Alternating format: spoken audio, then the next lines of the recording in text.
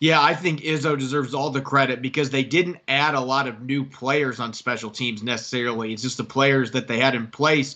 They just executed better on the field. Again, you mentioned Jason Myers. He was Mr. Automatic last season, and he ended up breaking Lindo Mare's record for the most field goals made consecutively by a Seahawks kicker. He still has that streak going intact going into the 2021 season. Michael Dixon's been one of the best punters since they drafted him. He was an all-pro selection as a rookie 3 years ago. He's been the best draft pick they had in that 2018 class. So he's been fantastic. He had another really good season. And I think what was really the difference maker for them on special teams, their kick and punt coverage was so much better this year. You had a Pro Bowler in Nick Bellore who had a fantastic season, racked up a bunch of tackles. Cody Barton hasn't necessarily impressed on defense, but he has become a special teams standout on punt and kick coverage. And then they get DJ Reed, who not only played well on defense when he was thrown into the lineup with some guys injured around him, played him at outside corner, he also gave him a lift in the second half of the season, returning kicks and punts. And so